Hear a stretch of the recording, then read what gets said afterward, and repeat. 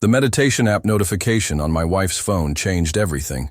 She said she was at a spiritual yoga retreat in the mountains, finding inner peace and reconnecting with herself. But when I opened our shared location app to surprise her with flowers, her dot wasn't in Colorado. It was pulsing steadily at a luxury hotel in Miami Beach. 23 years of marriage, 2 kids in college, and I thought I knew everything about Sarah. I was wrong. Dead wrong. If you're watching this, hit that subscribe button, because what I discovered next will make you question everything you thought you knew about trust. But before I continue telling my story and how everything happened, tell me in the comments where you're watching from. I love knowing where you all are from. My name is Michael, and I'm 47 years old. Until 3 months ago, I would have told you I had the perfect life. Sarah and I met in college. She was studying psychology while I was finishing my business degree. We built our life together brick by brick. First apartment, first house, 2 beautiful daughters who are now pursuing their own dreams at university. I run a successful consulting firm, and Sarah had her therapy practice. We were that couple everyone envied at dinner parties. Looking back, the signs were there. The new gym membership she suddenly needed despite our home gym. The weekend conferences that started popping up every month. The way she'd guard her phone like it contained nuclear codes. But love makes you blind, doesn't it? You explain away the red flags because the alternative is too painful to consider. That morning in October started like any other. Sarah was packing for her yoga retreat, a 5-day journey to rediscover her authentic self at a mountain sanctuary in Colorado. She'd been talking about it for weeks, showing me brochures of serene mountain views and meditation halls. The retreat cost $3,000, but I supported her. After all, she'd been saying she felt lost lately, overwhelmed by our empty nest. She kissed me goodbye at the door, her yoga mat slung over her shoulder, wearing those new Lululemon outfits she'd bought specifically for the trip. "I'll have limited cell service," she said, avoiding my eyes. The retreat encourages digital detoxing. I watched her drive away in her BMW, feeling proud of being such a supportive husband. If only I knew I was actually funding something entirely different. The house felt eerily quiet without Sarah. Our daughters were both away at college. Emma studying medicine at Johns Hopkins, Lily pursuing art at Parsons. For the first time in years, I was completely alone. I threw myself into work, catching up on client proposals and market analyses. But something felt off, like a painting hanging slightly crooked that you can't stop noticing. It was Tuesday evening, day 2 of Sarah's retreat, when I got the first strange text. My buddy James sent me a photo from Miami Beach. "Dude, isn't this Sarah? Thought she was at some yoga thing?" The photo was blurry, taken from across a crowded restaurant, but the woman in the red dress did look familiar. I laughed it off. Sarah owned exactly 0 red dresses, and she was definitely in Colorado. But the seed of doubt was planted. I found myself scrolling through Sarah's Instagram, looking at her recent posts. Lots of inspirational quotes about growth and transformation. Photos of her yoga practice. Nothing unusual, except when had she gotten so good at yoga? The poses she was doing required serious flexibility and strength. When had she developed those skills? I opened our shared banking app to check our credit card statements. The yoga retreat charge was there. $3,000 to Mountain Peace Sanctuary. I Googled them. Beautiful website, glowing testimonials, everything checked out. But then I noticed something odd. The charge wasn't from Colorado. The merchant location showed Florida. My hands started shaking as I opened our phone tracking app. We'd installed it years ago when the girls started driving, a safety measure we all agreed to. Sarah's location bubble popped up immediately. Miami Beach, Florida. The Setai Hotel, to be exact. I refreshed the app 3 times, certain it was glitching, but the location remained the same. I called her immediately. It rang once before going to voicemail. "Hi, honey," her recorded voice chirped. "I'm at my retreat and can't take calls. Leave a message and I'll call you back when I can. Love you." I hung up without leaving a message, my mind racing. There had to be an explanation. Maybe she'd stopped in Miami on the way. But Colorado was northwest, not southeast. Nothing made sense. I poured myself a scotch, then another. The tracking app became my obsession.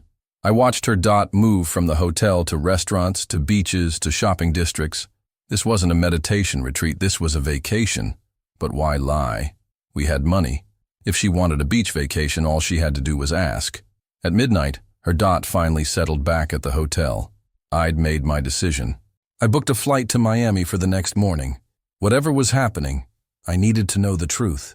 I didn't sleep that night, staring at our wedding photo on the nightstand. The couple in that picture looked so young, so certain of their future together. I wondered if they would recognize us now. The next morning I called my assistant and told her I had a family emergency. It wasn't entirely a lie. My family was having an emergency. They just didn't know it yet. I packed light, just a carry-on with essentials. As I drove to the airport, I practiced what I would say when I found Sarah. Would I confront her immediately? Wait to see what she was doing? The scenarios played out in my mind like a movie I couldn't pause. At 30,000 feet, doubt crept in. What if the app was malfunctioning? What if I was about to embarrass myself spectacularly? I thought about our last few months together. Sarah had seemed distant, but I'd attributed it to empty nest syndrome. She'd started therapy herself, saying she needed to process this new phase of life. She'd been going twice a week, always on Tuesday and Thursday evenings. The flight attendant offered me a drink, and I accepted gratefully. The businessman next to me was going through a divorce, he mentioned casually, as if we were discussing the weather. 26 years down the drain, he said bitterly. Found out she'd been seeing her personal trainer for 2 years. 2 years, and I was paying for the sessions. I nodded sympathetically, my stomach churning. Was I about to join his club? I pulled up Sarah's social media again. Yesterday, she'd posted a photo of a sunset with the caption, "Finding peace in silence." The metadata was stripped, no location tag, but I recognized that sunset now. It wasn't from any mountain. It was an ocean view. How many other lies had I swallowed without question? Landing in Miami felt surreal. The humid air hit me like a wall as I exited the airport. I took an Uber straight to the Setai Hotel, my heart pounding with each mile. The driver chatted about the weather, the tourists, the best Cuban restaurants. I couldn't focus on any of it. My phone showed Sarah's dot still at the hotel. It was 2 in the afternoon. She should be in a meditation session in Colorado right now. The Setai was gorgeous, all Art Deco elegance and ocean views, the kind of place we'd talked about visiting for our 25th anniversary. I walked through the lobby like I belonged there, my business attire helping me blend in. I found a spot at the pool bar where I could watch the entrance and the beach. Then I waited. At 3:30, I saw her. Sarah walked out of the elevator wearing a bikini I'd never seen before, her skin already golden from days in the sun. She looked happy, relaxed, younger somehow. She was laughing at something on her phone, completely carefree. Then I saw him. A man, tall and athletic, probably 10 years younger than me, walked up behind her and wrapped his arms around her waist. She turned in his embrace and kissed him. Not a friendly peck. A deep, passionate kiss that made my chest feel like it was caving in. 23 years of marriage, and she was kissing another man like I didn't exist. Like our daughters didn't exist. Like our entire life together was just a story she could close and shelve whenever she wanted a different plot. I sat frozen at the bar, watching my wife with this stranger. They walked hand in hand toward the beach, her head on his shoulder. The bartender asked if I needed another drink. I needed an entire bottle, but I ordered water instead. I had to think clearly. Following them felt both necessary and pathetic. But I'd come this far. I needed the whole truth. They settled on beach chairs under an umbrella, close enough to touch, which they did, constantly. His hand on her thigh, her fingers in his hair. The casual intimacy of lovers who were comfortable with each other's bodies. This wasn't new. This had been going on for a while. The therapy session suddenly made horrible sense. Twice a week, Tuesday and Thursday evenings. How long had I been funding this affair? I took photos with my phone, feeling like a private investigator in my own marriage. Evidence for the divorce lawyer, I told myself. But really, I needed proof that this was actually happening. That my wife of over 2 decades was capable of this level of deception. The Sarah I knew couldn't lie about eating the last cookie. This Sarah had orchestrated an elaborate scheme complete with fake retreat brochures. Around 5, they headed back inside.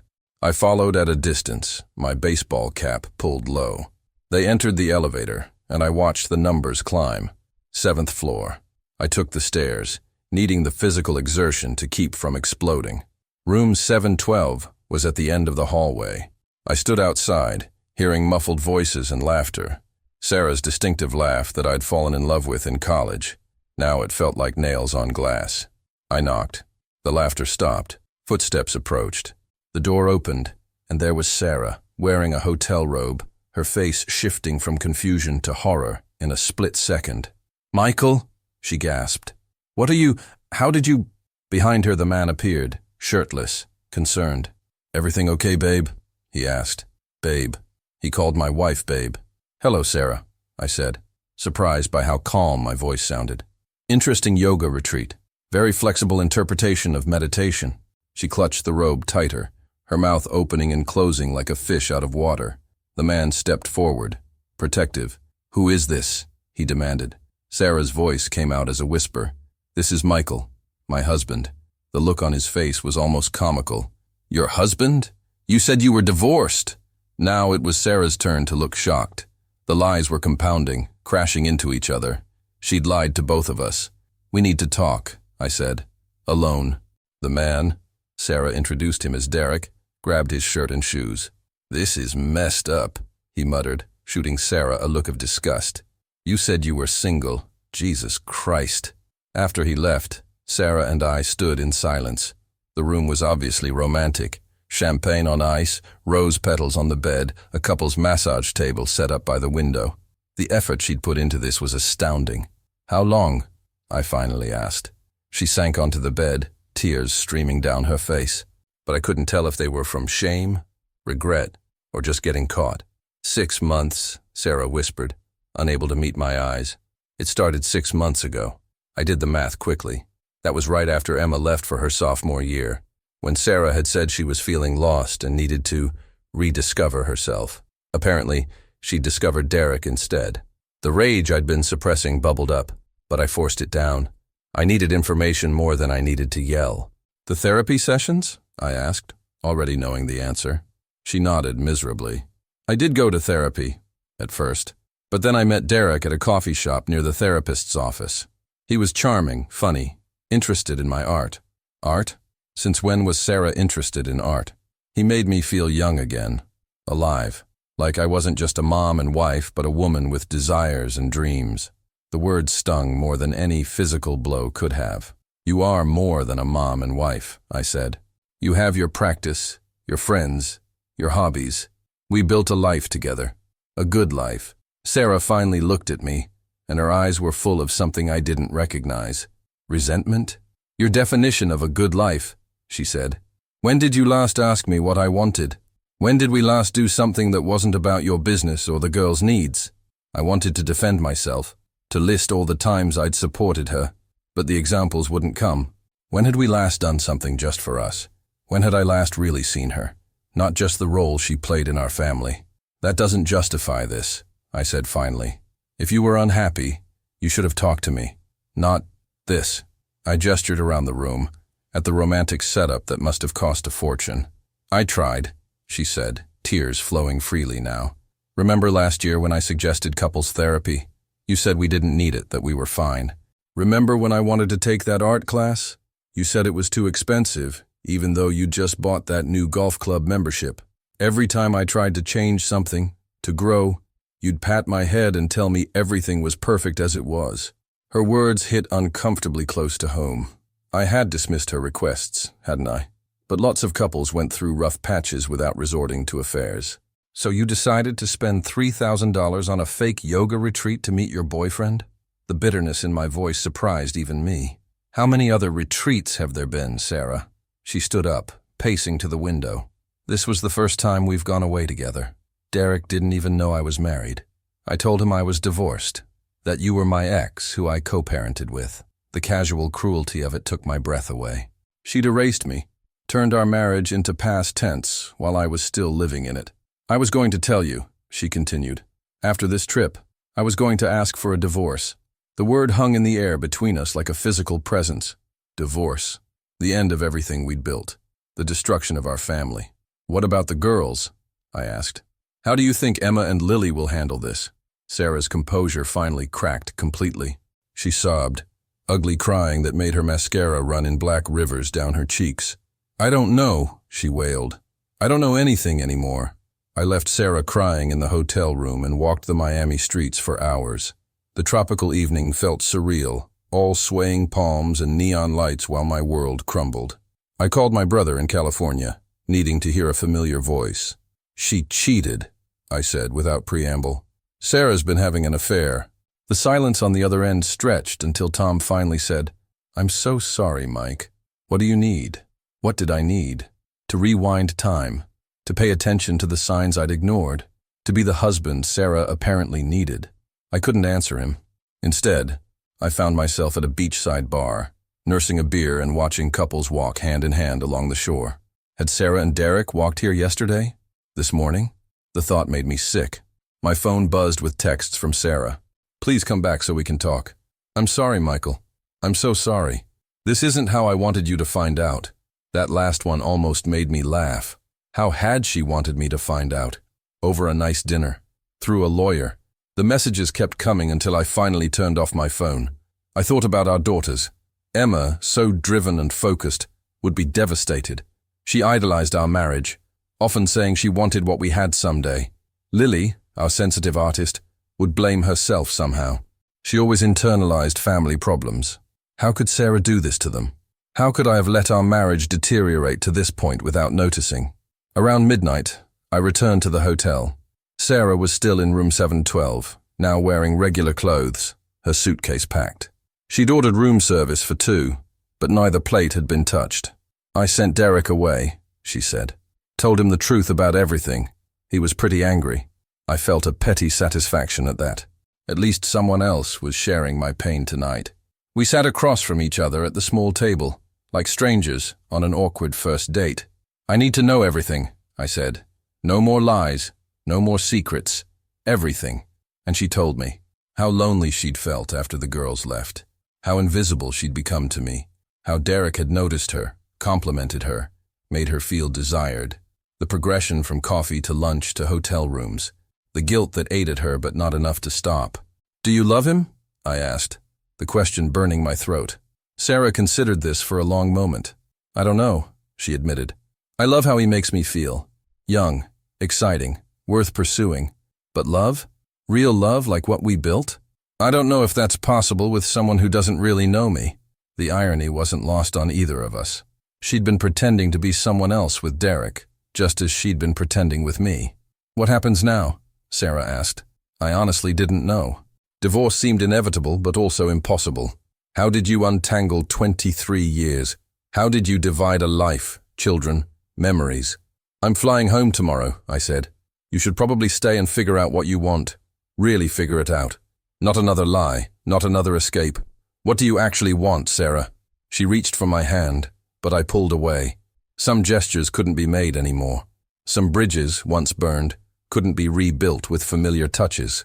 We sat in silence, two people who'd once promised forever, now unable to promise tomorrow. The flight home felt like traveling between dimensions. In Miami, I was the betrayed husband in a melodrama. Back home in Connecticut, I had to be Michael the consultant, the father, the neighbor who waved while mowing the lawn. Nobody knew my world had imploded. The house looked exactly the same, but felt like a museum of a life that no longer existed. Every photo, every shared purchase, every memory embedded in the walls mocked me. I called in sick to work for the rest of the week. My assistant, Rebecca, sounded concerned. I'd never taken unexpected time off in the 12 years she'd worked for me. "Family emergency," I repeated, the phrase becoming my shield against questions. I spent days wandering the house, discovering more evidence of Sarah's deception. Receipts for lingerie I'd never seen. A second phone hidden in her jewelry box. Hotel charges on a credit card I didn't know existed. Emma called on Thursday. "Dad, is everything okay? Mom's not answering her phone." I'd rehearsed this moment, but hearing my daughter's voice shattered my composure. "Your mom's extending her retreat," I lied, hating myself for it. "You know how she is about digital detoxing." Emma laughed. "Yeah, she's really committed to this self-discovery thing. I'm proud of her." The knife twisted deeper. Sarah returned on Saturday, looking exhausted. She'd ended things with Derek, she said. Completely. No contact. She wanted to work on our marriage, go to counseling, rebuild what we'd broken. "What you broke," I corrected. The distinction felt important. She nodded, accepting the blame, but I could see frustration flickering in her eyes. She still felt justified somehow, like her affair was a reasonable response to an unhappy marriage. We agreed to try counseling before making any permanent decisions. Dr. Patricia Reeves came highly recommended, a specialist in infidelity recovery. Our first session was brutal. Sarah cried. I raged. Dr. Reeves sat calmly, taking notes, occasionally asking questions that cut to the bone. Michael, when did you last tell Sarah you found her attractive? Sarah, why didn't you communicate your needs before seeking attention elsewhere? The homework was excruciating. Complete honesty about everything. Sarah had to write a timeline of the affair. I had to write about our marriage from her perspective. Reading each other's assignments was like voluntary torture. Her timeline revealed dozens of small betrayals I hadn't known about. My perspective exercise showed me how blind I'd been to her growing unhappiness. We'd been living parallel lives, intersecting only for logistics and obligations. 2 weeks into counseling, Lily came home for a surprise visit. She took one look at us and knew something was wrong. "You guys look weird," she said with an artist's eye for detail. "Are you getting divorced?"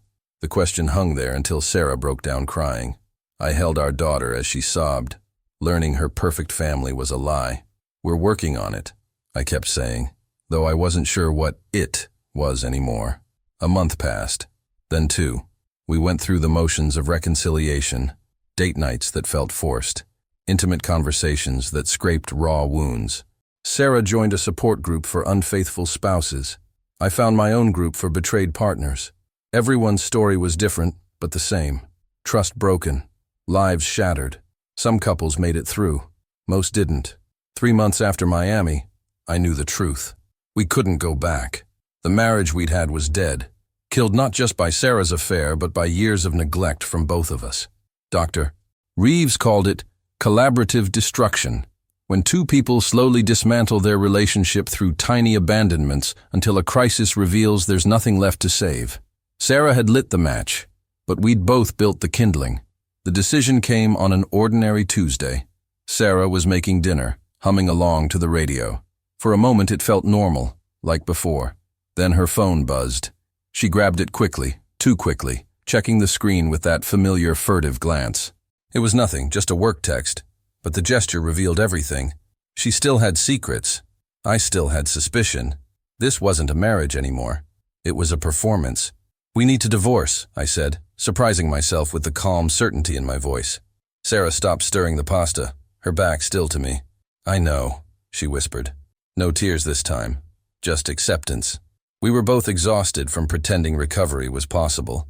Some things, once broken, couldn't be glued back together without the cracks showing forever. We told the girls together over a video call.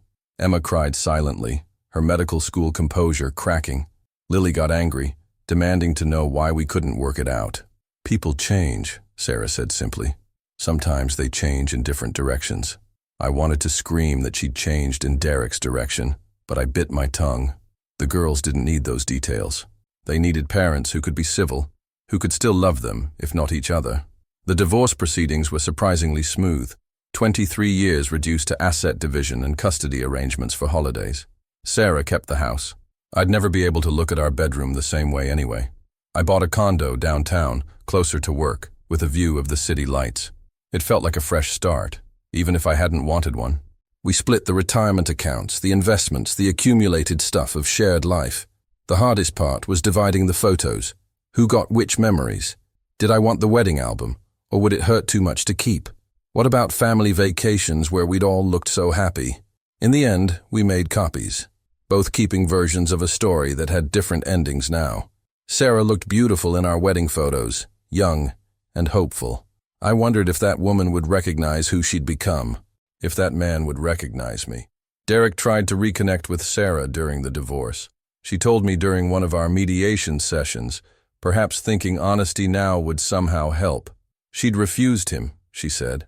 "I need to figure out who I am alone," she explained. I felt nothing at this news. Not satisfaction, not pain, just emptiness, where feeling should be. The opposite of love wasn't hate, I realized. It was indifference.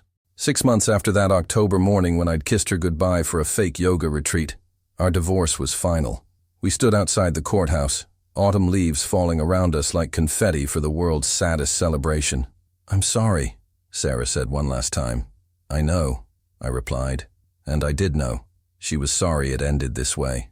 Sorry she got caught. Sorry for the pain. But not sorry enough to have chosen differently when it mattered. That was 2 years ago. I'm sharing this story because I know someone watching needs to hear it. Maybe you're seeing the signs but explaining them away. Maybe you're the one hiding a secret phone, living a double life. Maybe you're just feeling disconnected from your spouse and wondering if this is all there is. Here's what I learned too late. Marriage isn't a destination you reach and then coast. It's a choice you make every single day.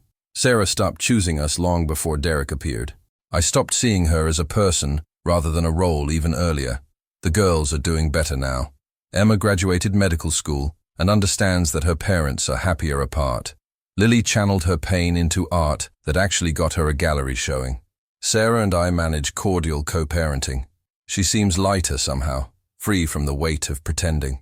I'm dating again, slowly, carefully, with eyes wide open this time. Trust is harder now, but not impossible. Just different, like learning to walk again after an injury. You're more aware of each step. If you've made it this far, thank you for listening to my story.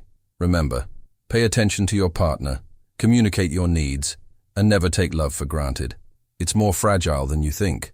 Please subscribe if this resonated with you, and share your own experiences in the comments below. Sometimes the best therapy is knowing you're not alone in the journey.